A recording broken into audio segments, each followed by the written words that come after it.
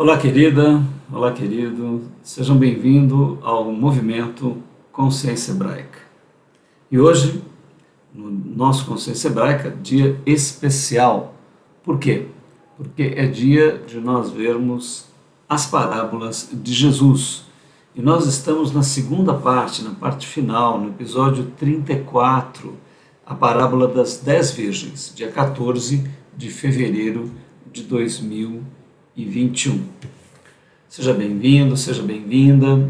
Olha, essa parábola é extraordinária. Se você tem interesse nas coisas espirituais, se você compreende que Yeshua HaMashiach, que Jesus, que o Cristo, realmente foi um personagem extraordinário, de uma inteligência sem par. Esta parábola em particular, ele se esmera, se torna magnífico em representar realidades dessa nossa era, inclusive de processos que estão no Apocalipse descritos como além do próprio tempo e da própria relação de tempo e espaço aqui do nosso universo. Então, se você tem um olhar para isso tudo, não perca a primeira parte, né? Vá no nosso canal do YouTube, no Consciência Hebraica, vá na playlist Parábolas de Jesus, lá pegue o número 33, ou então no grupo do Telegram nosso, o Consciência Hebraica, lá tem todos os vídeos publicados, veja o 33 para que você possa ver o 34. E se você já está aqui conosco, já assistiu o 33, então vamos avançar nessa parábola maravilhosa acerca do reino dos céus.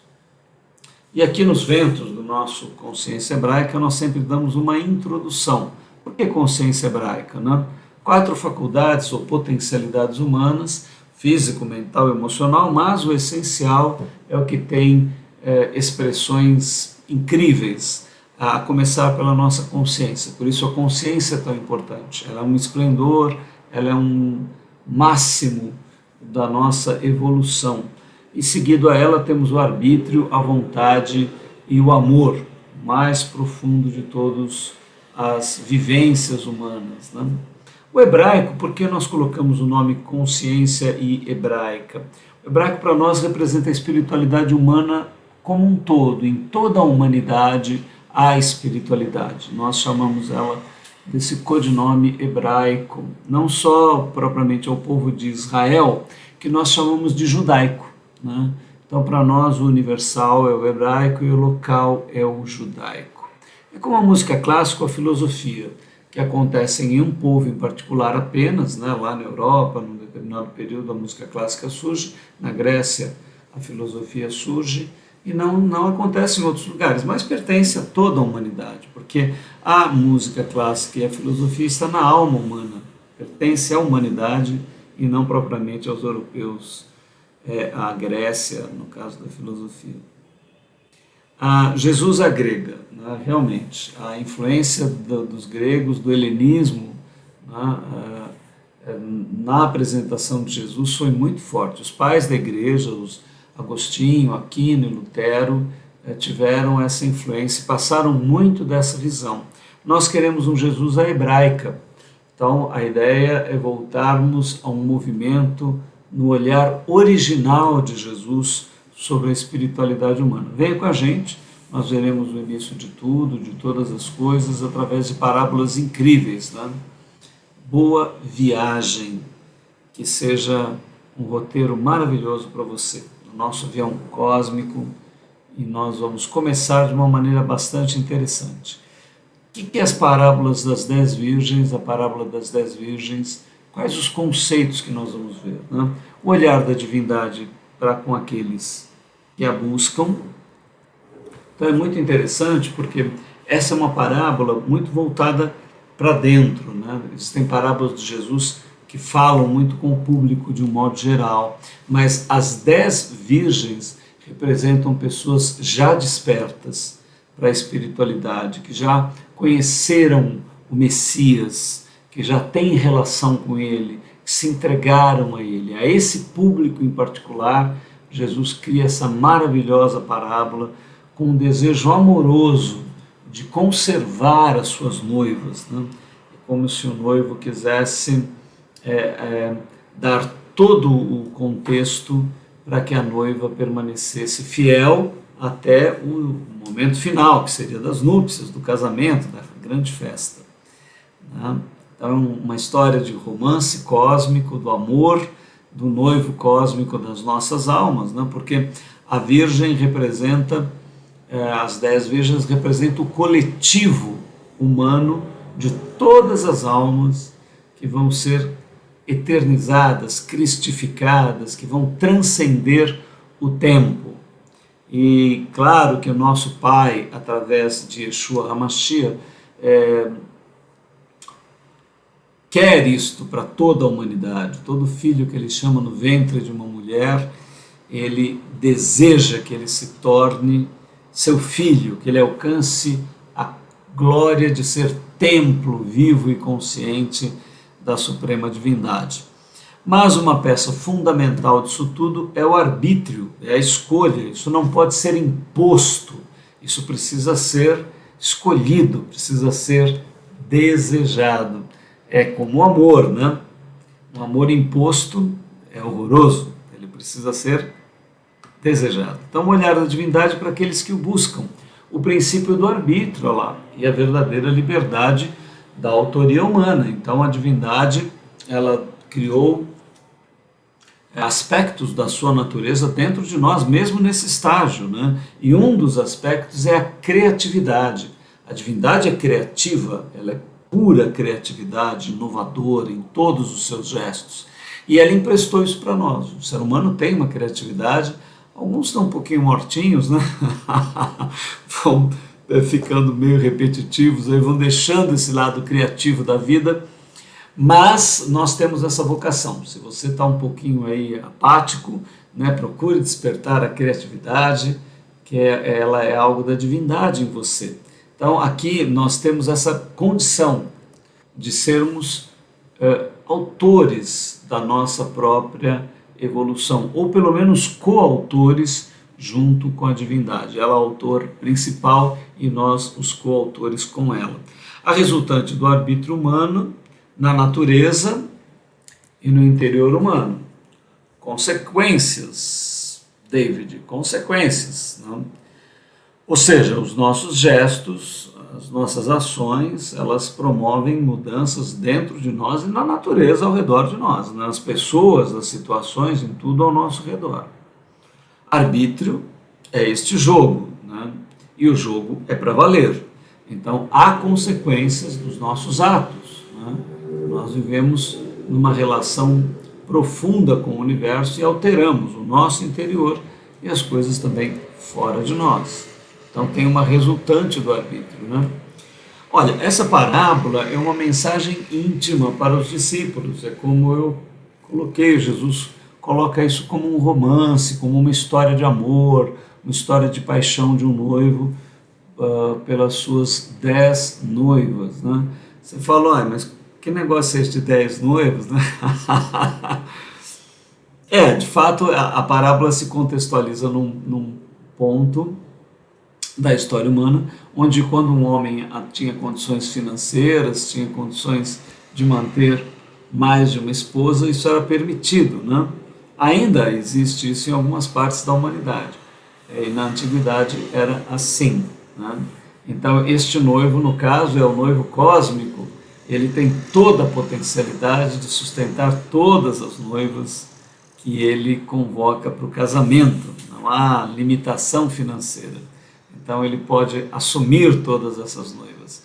E as 10 noivas representam esse coletivo das almas humanas, e a história é de amor, a mensagem é íntima, né?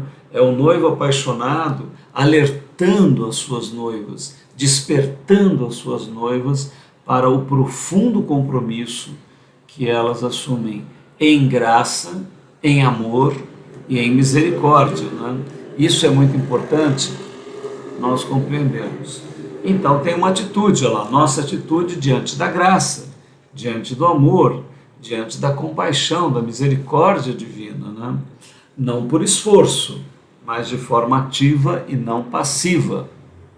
Olha, nós temos falado muito da graça de Deus, né? O caminho da graça que há em Cristo. Ele é o próprio caminho do amor, da misericórdia, da graça.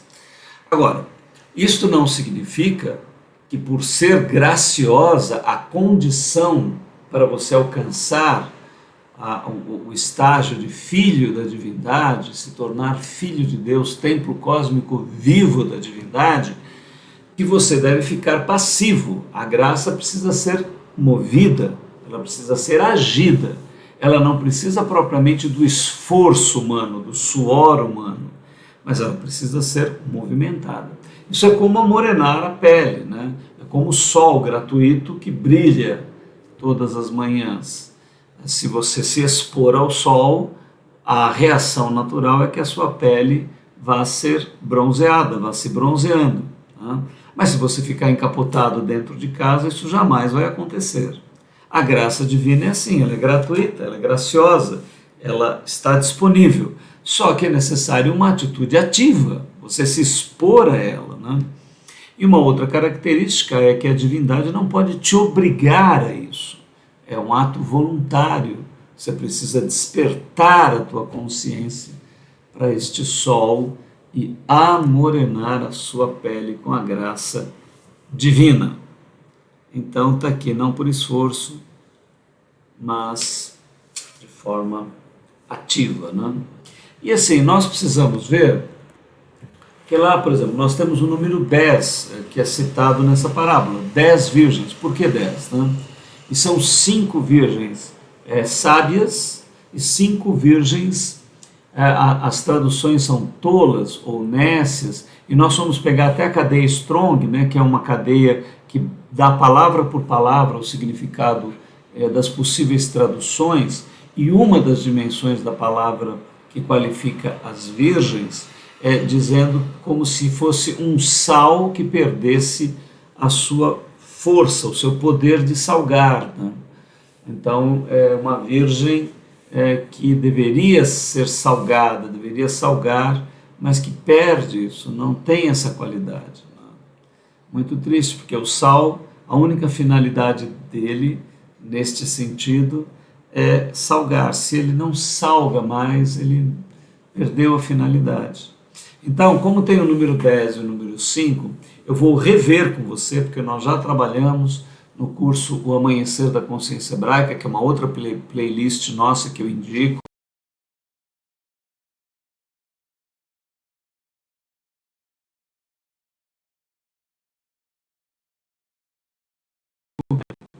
Consciência Hebraica, em sequência, para nós podermos compreender direitinho. Olha, o número 0 é um número interessantíssimo e ele representa a divindade, né?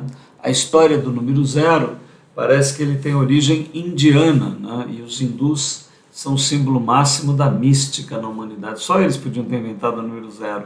E ele corresponde muito à divindade, porque o 0 é uma simbologia muito profunda. Primeiro porque, a princípio, ele não significa nada, né?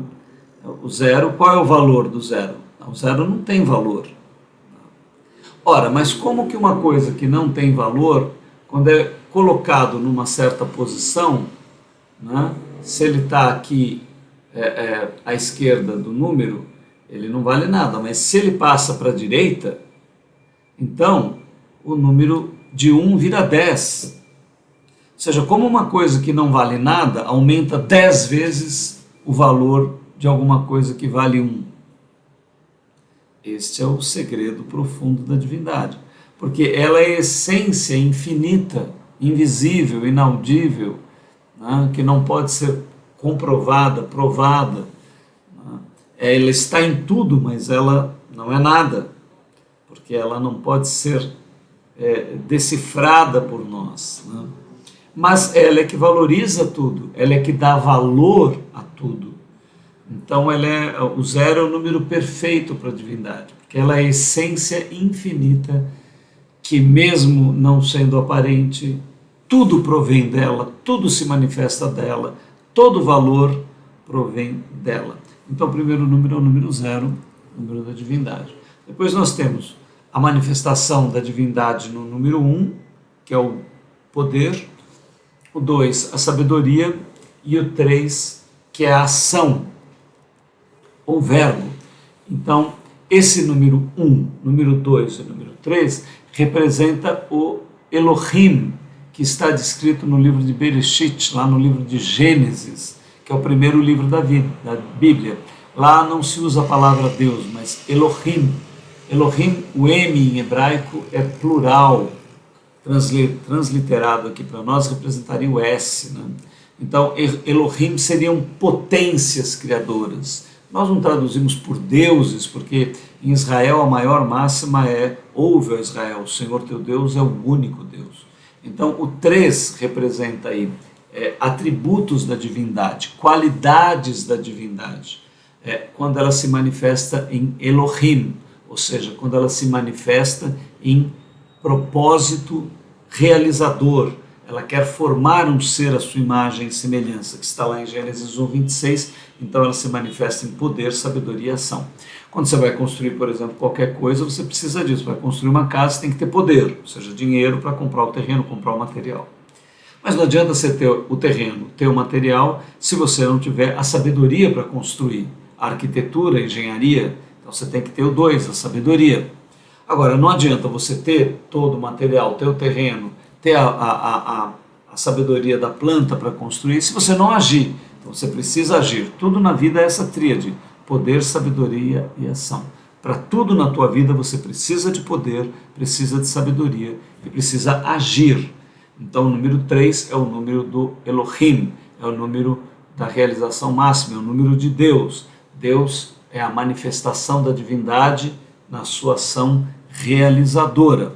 E qual que é a maior obra de Elohim? Qual que é a maior obra do 1, do 2 e do 3? É o 4.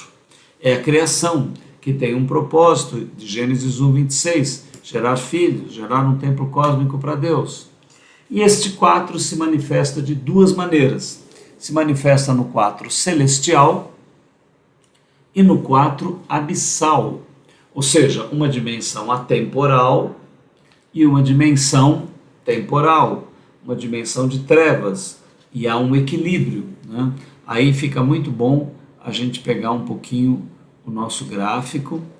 Vamos pegar aqui o nosso gráfico paralelo, eu acredito que ele vai te dar uma visão melhor, e eu vou passar o gráfico aqui para você, e você vai entender direitinho esses números. Olha lá,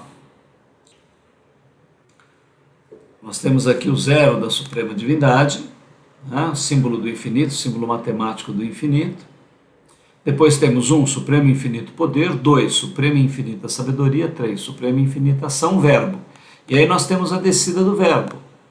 O Verbo manifesta em céu, que é a dimensão atemporal. E passando aqui o símbolo desta dimensão, que nós chamamos de Rio Jordão ou de Mar Vermelho, né? Por causa da história de Israel, isso simboliza uma transição do atemporal para o tempo, né? Em outros estudos nós vamos falar sobre isso. Aí ocorre o quê?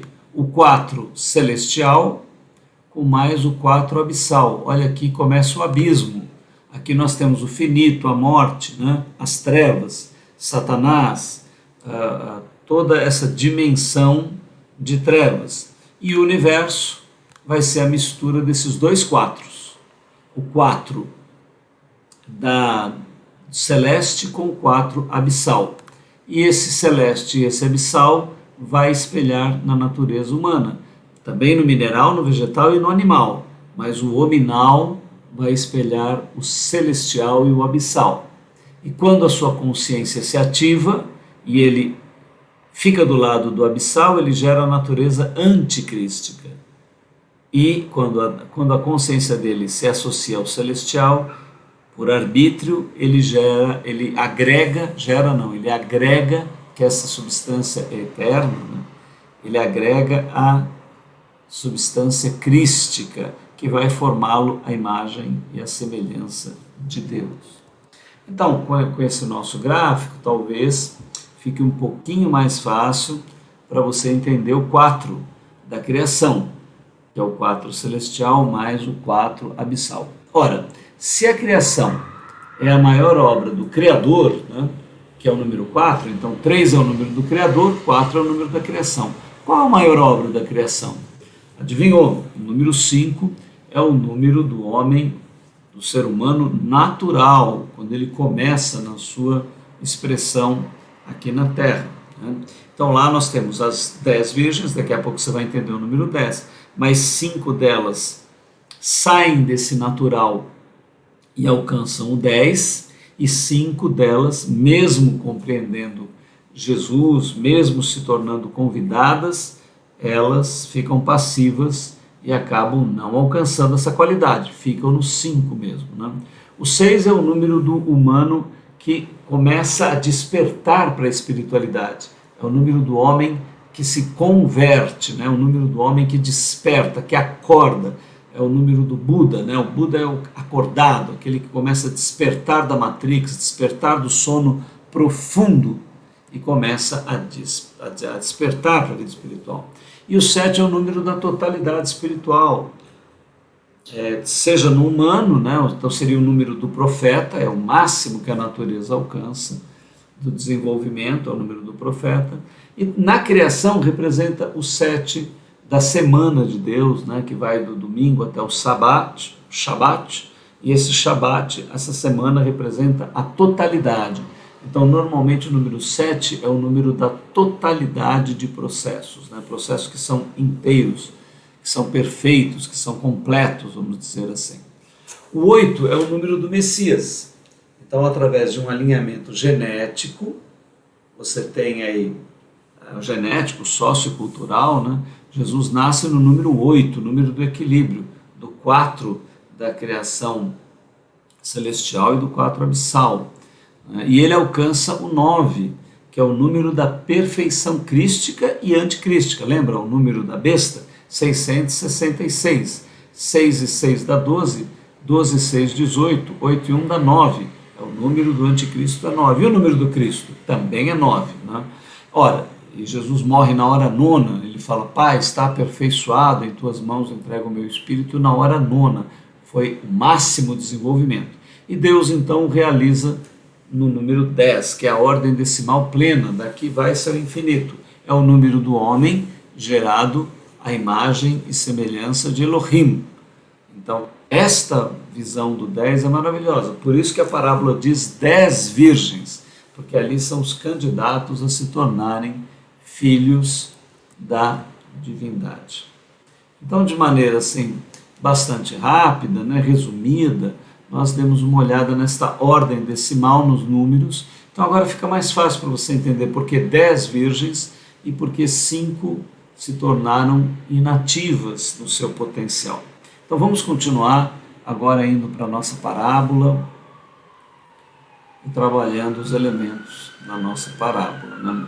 Então nós já tínhamos visto uma parte que você precisa ver o episódio anterior, e aqui nós já estamos no verso 3, onde está dito assim: as loucas, tomando as suas lâmpadas, não levaram azeite consigo. Olha, elas eram virgens, né?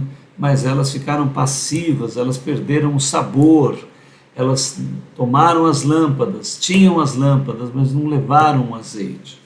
Mas as prudentes levaram azeite em suas vasilhas, com as suas lâmpadas, e tardando o esposo, tosquenejaram todas, e todas as virgens adormeceram. Isso vai ser um ponto importante da compreensão da parábola. Mas, à meia-noite, ouviu-se um clamor. Aí vem o esposo sair-lhe ao encontro. Então todas aquelas virgens se levantaram e prepararam as suas lâmpadas. E as loucas disseram às prudentes: dai-nos do vosso azeite, porque as nossas lâmpadas se apagam.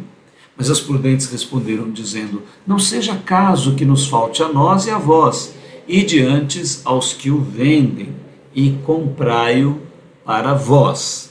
Então, quais são os símbolos e os simbolizados desta parábola, né? O azeite representa o Espírito Santo do Senhor Jesus. O tardar do esposo, o mestre não voltará no universo presente. Todas dormirem, a morte de todos os seres humanos e a descriação. Meia-noite, o clamor, mudança de ciclo, o lagar pós-descriação. A vinda do esposo, segunda vinda do Senhor Jesus, não mais aqui na terra, mas no lagar da descriação. Dar do azeite, impossibilidade, fora do ciclo da vida e uso do arbítrio. Comprar o azeite, esse azeite não é comprado, é dado gratuitamente. Bom, demos uma olhada geral nos símbolos, né, rapidamente. Agora nós vamos pegar símbolo por símbolo e vamos comentar o significado, vamos mostrar no gráfico para que você possa compreender, né, bem profundo. Então, primeiro, o azeite é o Espírito Santo do Senhor Jesus, né? Aqui tem um ponto muito importante. Muita gente confunde acerca do que é o Espírito Santo, né? Muita gente considera, e aí tem uma influência grega, né? Nós falamos que os pais da igreja foram muito influenciados pelo helenismo, por uma visão grega. E essa visão, ela tinha muitos deuses no panteão da Grécia, né? E a igreja acabou interpretando também múltiplos deuses, uma trindade, né? Mas olha, se você sinceramente faz uma pesquisa aí no Google, dá um pause no estudo agora e coloca lá trindades da antiguidade, você vai ver que a Pérsia tinha trindades, o Egito tinha trindades, né? A Grécia tinha trindades, né? A Babilônia tem trindades, mas Israel nunca teve trindade. Eu queria, assim, eu não sei se eu vou afetar a tua fé, se isso vai te confundir, não é o meu objetivo, né? Se você está firme na tua concepção, compreende que há uma trindade no céu, e etc., tudo bem, isso não vai, na verdade, fazer diferença, né? Mas, assim, se você quiser um conhecimento mais real e profundo, você vai ver que a maior máxima dos hebreus é: ouve Israel, o Senhor teu Deus é o único Deus. Se você perguntar, eles estão com a Bíblia estudando isso há 5.800 anos, numa tradição oral e escrita. Pergunta para um rabino o que é uma trindade, ele não vai saber te dizer o que é. Então o cristianismo introduziu esse conceito baseado na Grécia, nessas trindades externas. Então só há um Deus. Vamos compreender direitinho qual é a essência da consciência hebraica. Só há um Deus, Yahvé Elohim Adonai. Ele é infinito. Sendo ele infinito, não há um segundo Deus, tá? Nem um terceiro Deus. Ele é o Deus Todo-Poderoso. Ele quer formar o homem à sua imagem e semelhança, um ser humano à sua imagem e semelhança, a humanidade à sua imagem e semelhança. Para isso, ele vai criar o universo, ele vai criar luz e trevas, ele vai gerar um ser com arbítrio. E este ser vai se relacionar com o seu espírito, com o Espírito de Deus. E à medida em que o homem se relaciona com esse espírito, ele vai se santificando. Esse espírito humano se santificando em Deus é que vai se chamar Espírito Santo, o espírito de santificação. E o espírito começa em Adão, em toda a humanidade, homens que lutam pela ética, mas só que quando Adão morre, quando Noé morre, quando Moisés morre, o espírito que está se santificando neles fica inativo. Então, essa é a explicação por que não havia salvação no Antigo Testamento. Por que Deus já não providenciava a salvação? Se já estavam no céu, né? Se já estava lá tudo pronto e formado, Jesus e o Espírito Santo, por que Jesus não aparece no Antigo Testamento? Ele é um agente secreto, muita gente fala que ele é o quarto anjo da fornalha, que ele é o anjo que apareceu para Josué. Por que ele não aparece com o nome de Jesus? Aí dão algumas explicações que não era tempo, que não era dispensação. São explicações que não procedem, né? A verdade é que Jesus estava sendo formado na genética do povo de Israel. Ele estava sendo gerado para ser o Messias, né? Ele, como que Jesus se chama? O Filho do Homem. Como é que Moisés se refere a Jesus? O Senhor Deus suscitará do meio de ti, dos teus irmãos, um profeta semelhante a mim.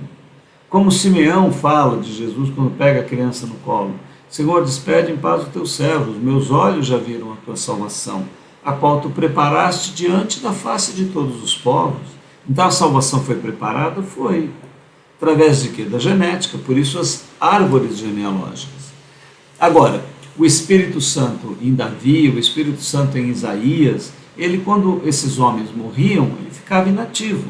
Mas teve um ser humano que se santificou plenamente, se realizou plenamente, e ele foi o primogênito dos mortos. Ele foi o primeiro que voltou dos mortos. Leia lá em Apocalipse, 1º capítulo, que chama Jesus o primogênito dos mortos. Ora, o que é o primogênito? É o primeiro gerado. Ele é o primeiro gerado dos mortos. Então, o Espírito de Jesus, que se santificou plenamente, foi transcendido, foi elevado aos céus e foi tornado templo vivo da suprema divindade. Foi gerado como Filho de Deus e como Messias. Agora Deus toma do seu Espírito e o coloca no infinito, no Wi-Fi de Deus. E todos agora podem fazer aí o download desse Espírito pela fé, que é a nossa conexão, nossa operadora da distribuição desse sinal, que é o Espírito Santo de Jesus, é o que é o azeite, é o que é o óleo dessa parábola. Então, o que enche as virgens de luz? O que ilumina as virgens? O que é o azeite da parábola? O que é o Espírito Santo? É o espírito de um homem que viveu no Oriente Médio, chamado Yeshua HaMashiach, ou Jesus, o Messias, o Cristo. É o espírito deste homem que me traz salvação, que te traz salvação. E o que é a salvação? É o desenvolvimento máximo do teu potencial para que você se torne filho de Deus, para que você se torne o tabernáculo da divindade, para que você se torne o templo vivo da divindade. Este é o objetivo do universo, da vida, o objetivo da experiência humana, que é infinita e que vai se desdobrar indefinidamente em evolução cósmica. E tudo isso está sintetizado aonde? No Espírito de Jesus. Então, por que as virgens precisam da lâmpada com o azeite? O que é o azeite? O azeite é o Espírito do Messias, é o Espírito de Jesus Cristo, é o Espírito Santo do Senhor Jesus. Ele é que nos dá o óleo, o azeite. Então, voltando aqui para a nossa parábola. O que é o azeite? É o Espírito Santo do Senhor Jesus. Agora está certinho aí o símbolo e o simbolizado. O que é o tardar do esposo? E o que é todas terem dormido? A morte de todos os seres humanos, a descriação. Olha, este é um outro ponto polêmico, difícil, E da mesma maneira eu vou te dizer, esses pontos não são essenciais, Se você está bem na tua fé, se você espera Jesus vir nas nuvens aqui na cidade de São Paulo, no mundo, se isso enche o teu coração de fé, de esperança, você crê que isso vai acontecer, isso te anima, fique na tua compreensão, está ótimo, não vai fazer diferença, Mas se você sente que alguma coisa aí não está bem explicada, então que você quer um conhecimento mais profundo, você vai ver que nessa parábola não tem uma virgem que fica acordada enquanto as outras estão dormindo. E o que simboliza o sono das virgens? Simboliza a morte. Simboliza a morte. Então todas as virgens, elas dormem, ou seja, todas as virgens morrem. Se você estudar o Apocalipse, você vai ver lá no livro de Daniel também, que os santos são vencidos pelo anticristo e são mortos, a igreja militante é morta na terra. E que Jesus não virá na terra, ele virá depois da descriação do universo e do planeta Terra. Aí então se forma o grande lagar da ira de Deus, que está nas Escrituras. Se você buscar e estudar, você vai encontrar. Então, o que significa o tardar do esposo? É porque as pessoas esperam que Jesus venha aqui, mas ele tarda, ele não vem aqui. É uma notícia, se você quer, ama a verdade, se você quiser uma compreensão mais profunda, você vai ver que Jesus, ele vai tardar e não virá, porque ele virá depois da descriação. Por isso que todas as virgens dormem. Observe bem na parábola, né? As virgens estão todas dormindo. Tardar do esposo, o mestre não voltará no universo presente. Todas dormirem, a morte de todos os seres humanos e a descriação. Porque primeiro morre a igreja de Jesus, todos que confessarem Jesus serão mortos pelo anticristo, pela besta, né? Depois de um pouco de tempo, a humanidade tendo derrotado essa igreja e toda essa tradição espiritualista que eles acham que atrasa a história humana, eles querem eliminar todo esse povo da terra e fazem isso e eliminam, mas o anticristo promete uma era de ouro, promete que a humanidade vai conquistar todos os mundos.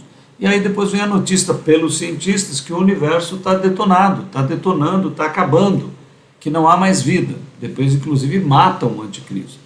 Também está descrita a morte dele aí em passagens na Bíblia, detalhes. Tanto a morte de Jesus foi detalhada como a morte do anticristo. Nós já temos na nossa playlist do YouTube, tem um curso, né, um trabalho chamado o Apocalipse de Jesus, onde nós trabalhamos o sermão profético. Você vai encontrar detalhes lá. E futuramente nós vamos fazer um estudo do Apocalipse do livro de João, Apocalipse de João, que é mais detalhado. Jesus inspira João e dá mais detalhes para ele. Então, aqui, todos dormem, tá? E é a morte de todos os seres humanos, tá? Então, de toda a humanidade, depois do planeta Terra e do universo. Você vai encontrar em várias passagens a descriação. E à meia-noite, o clamor, né? Mudança de ciclo, o lagar após a descriação. Olha, então tem algumas etapas que são bem marcadas no Apocalipse, né? Você tem aí a fase final das duas testemunhas com o anticristo, tá? A igreja está ativa, depois a morte das duas testemunhas e a morte da igreja de Jesus. Depois vem a notícia da vitória, uma grande festa na terra, que está descrita lá em Apocalipse, mas pouco tempo depois descobre-se que o universo está ao fim. Aí o anticristo morre, há a descriação da terra e do universo. Então, olhando aqui no nosso gráfico, para você entender bem, colocar aqui, você vai ver a descida do verbo, tá vendo? Vou diminuir. Olha lá, está vendo? Houve a descida do verbo, ó. Então, a formação do abismo, a formação do universo, da terra, do plano mineral, vegetal e animal, e o plano nominal, o homem. Ó, o verbo está parado aqui, ó. Por isso que o universo está sustentado. O verbo está parado aqui. Quando a consciência crística na Terra for eliminada, é o detonador e o verbo começa a subida. Então, a primeira subida do verbo, ele vem daqui para cá, ó, até essa linha aqui, ó. E tudo que está aqui para baixo é descreado. Então, o planeta Terra, os asteroides, o universo, buracos negros, galáxias e tudo mais termina. E forma-se aqui um grande lagar. Neste lagar é que ocorrem as próximas etapas. Então, pegando sinteticamente para você ter isso em mente, né? Descriação, forma-se o grande lagar. Aí há o grande dia da ressurreição dos mortos, que a gente não usa muito a palavra ressurreição, porque não é para trás, né? Não vai ressurgir, porque não tem mais universo, não tem corpo de carbono, não tem mais possibilidade de nascer com ossos, com dente, é um corpo crístico, espiritual ou anticrístico no tempo. Então essa humanidade que exerceu arbítrio e vida consciente, toda ela é ressuscitada. Tá? Primeiro os crísticos, depois os anticrísticos. E aí é que acontece a vinda de Jesus, neste lagar é que acontece a vinda do Mestre e o arrebatamento para o milênio. O Apocalipse descreve o milênio dos crísticos e dos anticrísticos, que é um período de preparação, de desenvolvimento máximo, tanto da anticristicidade quanto da cristicidade. E depois acontece o quê? A batalha do Armagedon, que é a continuidade, a descriação do abismo. Olha, o verbo faz mais uma subida na batalha do Armagedon. Ele vem desta linha até o Rio Jordão. Então é a hora que o abismo é descriado. Sim, está escrito lá no Apocalipse, a morte da morte. E é uma grande alegria, porque aí o tempo é descriado, Satanás, as trevas, o abismo, os abissais, os demônios, tudo isso entra no que é chamado lago de fogo e enxofre. Isso é a segunda morte, a morte espiritual daqueles que falharam. E as virgens que vão buscar o óleo, mas não é mais tempo de comprar óleo, porque o óleo é agora, a graça está disponível agora. Morreu, depois da morte, quando as virgens despertam lá, elas querem procurar óleo, mas não tem mais óleo. O óleo é aqui e agora. Por isso que essa parábola é amorosa, carinhosa, porque ela quer despertar você. Você está aí cuidando de muita coisa, cuidando da família, dos filhos, do trabalho, de dinheiro, de aposentadoria, disso e daquilo, e a tua vida espiritual. E a essência fundamental do motivo pelo que você está aqui. Você acha que 15 bilhões de anos-luz do universo foi criado para você reproduzir um filho, para você fazer uma família, para você ter uma empresa, para você acumular dinheiro e arrumar uma boa aposentadoria? Tudo isso é importante, de maneira nenhuma eu estou desqualificando nenhuma dessas coisas, mas eu estou querendo despertar você que se esse for o centro final da tua vida, meu amigo, minha amiga, tá muito mal, não vai dar em nada, né? Você vai ficar velho, vai morrer, os filhos, e tudo acaba, né? Esse não é o centro, é tudo importante, precisa casar, precisa ter filhos, precisa ter empresa, negócio, desenvolvimento, tecnologia, tudo isso é ótimo.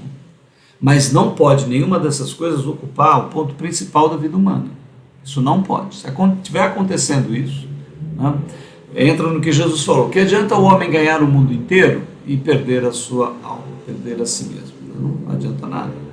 Então, aqui voltando para a parábola das virgens, para você entender direitinho, agora vai ficar mais claro, né?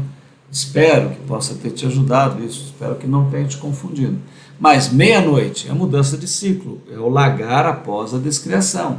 E a vinda do esposo? Aí sim, é a segunda vinda do Senhor Jesus no lagar, não aqui na cidade de São Paulo, no mundo, na terra, isso não vai acontecer. Tá? E dar o azeite, a impossibilidade fora do ciclo da vida e do uso do arbítrio. Olha, aqui é um ponto fundamental. Assim, você precisa despertar para saber que o princípio fundamental da vida é você ganhar este azeite. Esta é a substância mais preciosa de toda a vida humana. Nada se compara a isso. Então, todas as outras coisas são necessárias, mas só uma é, de fato, fundamental, né? Que é ganhar esta capacidade do Espírito. Então, aqui só é possível esse azeite ser ganho enquanto se está vivo pelo livre-arbítrio. Morreu. Eu sei que tem, inclusive, tradições cristãs que falam que não tem, depois da morte você pode orar, fazer missa, rezar e interceder pelo morto, e o morto pode ser ajudado com alguma luz. Mas isso não é verdade. Você ama a verdade? Você ama as Escrituras? Você compreende que de Gênesis a Apocalipse é a palavra de Deus? Ah, não, mas eu estou baseado no espírito tal que me falou isso, no sábio tal, no homem tal. Bom, aí é com você. Onde você está depositando a tua fé e a tua alma, né, você tem arbítrio. Você considera que isso é razoável, fica aí na tua sorte. Tá? Sinceramente, como um colega aqui de planeta Terra, de universo, tá? Observe as Escrituras de Gênesis a Apocalipse e as palavras de Jesus, porque ele pôde dizer coisas que nenhum outro homem disse. Né? Nós tivemos grandes iluminados e sábios na humanidade, Buda, Siddhartha Gautama, Zaratustra, Maomé, tivemos vários iluminados, recentemente Gandhi, todos os homens, Lao Tse, Confúcio, né? Homens maravilhosos, profetas em vários povos que talvez nós nem conheçamos, homens inspirados por Deus, isso tudo é verdade. mas nenhum deles fez as declarações que Jesus fez. Eles apontavam para Deus. Buda aponta para Deus. Aponta para um despertar da consciência humana. Mas ele não diz que é o próprio despertar. Jesus fala, eu sou o caminho, a verdade e a vida. Quem vem a mim, né, alcança essa verdade. Eu sou o caminho, a verdade e a vida. E ninguém vem ao Pai senão por mim. Eu sou a ressurreição e a vida. Aquele que vive e crê em mim jamais morrerá. Já passou da morte para a vida. Eu sou a luz do mundo. Aquele que me segue jamais andará em trevas, mas terá a luz da vida. Quem tem sede, vem a mim e beba. Porque aquele que beber da água que eu lhe der, rios de água viva fluirão de dentro do seu interior, jorrando para a vida eterna. Nenhum iluminado da humanidade falou desta maneira. Então recomendo que você ouça as palavras do Mestre. Ele sabe o que diz, né? Sabe o que está falando. Então aqui, olha, nós temos esse ponto sensacional dessa parábola, né? E agora, indo para o final, a parábola continua dizendo, e tendo elas ido comprá-lo, chegou o esposo, e as que estavam preparadas entraram com ele para as bodas, e fechou-se a porta. Lembre-se bem de quem é a porta. E depois chegaram também as outras virgens, dizendo, Senhor, Senhor, abre-nos. E ele respondendo diz, em verdade vos digo, eu não vos conheço. Vigiai, pois, porque não sabeis o dia e nem a hora em que o Filho do Homem há de vir. Símbolo e simbolizado. Entrar com o noivo, passar da dimensão temporal para a dimensão atemporal. É cruzar o Rio Jordão, lá para o atemporal. Bodas. Grande festa com todos os gerados, filhos de Deus. Fecha-se a porta. O Rio Jordão, o Mar Vermelho, lá no nosso gráfico, né? É a transição, a possibilidade de sair do tempo e ir para o atemporal. Isso se fecha. Senhor, Senhor, abre a porta. Nessa dimensão não há mais possibilidade de alterar o ser. Quando elas despertaram já sem o óleo, já não tinha como comprar. Porque nós agora podemos mudar a nossa rota, mas depois não muda mais. Não vos conheço, impossibilidade de junção das dimensões do tempo e do atemporal. O ser dessas virgens estava no tempo. Vigilância, atenção, diligência, zelo, agora é tempo para crescer em graça. Não saber o dia, a morte do indivíduo, a morte da terra e, no final, a descriação do universo. Então, nós vimos aqui os elementos rapidamente, vamos agora abordar cada um para encerrarmos esta maravilhosa parábola apocalíptica. Você viu quanta coisa essa parábola trata, né? Você precisa do conhecimento das escrituras toda para poder entender o que está aí nessa parábola. Então nós vemos aqui, olha, entrar com o noivo, né? Passar da dimensão temporal para a dimensão atemporal. Então voltando aqui para o nosso gráfico, olha, você vê aqui o Rio Jordão, tá vendo? Esse Rio Jordão representa aqui, ó, a separação entre o atemporal e o temporal. E quando as virgens surgem no lagar aqui da descriação, elas já surgem sem o óleo, e aí não tem mais como comprar o óleo, elas já estão no tempo. Então quando fala que a porta se fecha, na verdade a porta já estava fechada para elas. É que a parábola não é perfeita no seu símbolo, né, simbolizado. Então, eu vou pegar para você aqui o gráfico circular. Vamos pegar o nosso gráfico circular, talvez te dê uma outra perspectiva também, que você pode ajudar a compreender. Ó, aqui ele não está em paralelo, ele está em circular. Você está vendo? Ó, essa dimensão aqui, que vai para o infinito, ó, essas dimensões aqui, está vendo com o símbolo do infinito? Aqui é o atemporal. O Rio Jordão aqui, ele está um rio circular, está vendo o Rio Jordão aqui, ó? E depois dessa dimensão é que surgem as regiões abissais, ó. Vou aumentar para você ver, ó. Tá vendo? Aqui está o atemporal, aqui está o abismo, que é o tempo. E o universo está no centro desse abismo. Quando Jesus fala o mundo jaz no maligno, é isso que ele quer dizer. Está vendo aqui? Ó? E nós estamos aqui na Terra. Ora, na descriação, essa primeira elipse aqui, ela vai ser descriada. E nós surgimos aqui. Depois vamos lá para o milênio, que ainda não é a passagem para o Rio Jordão, tem um preparo. Depois tem a Batalha do Armagedon. O que é a Batalha do Armagedon? O abismo todo começa a derreter. Ele vai ser consumido. Só que aí Jesus já passa, ele é a porta, né? Ele passa para as dimensões atemporais, que é esse aspecto da parábola. E quando as noivas batem aqui, ele fala, olha, vocês estão com a dimensão do tempo em vocês não podem passar para cá, eu não conheço vocês. Eu conheço o que é atemporal, o que é temporal eu não conheço mais, porque vai ser descriado.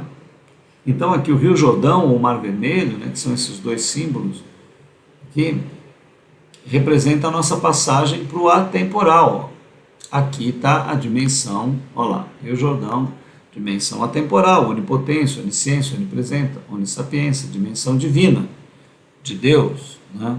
Então, talvez agora com esses dois gráficos você possa ter uma visão melhor do que a parábola trata, porque a parábola é muito profunda.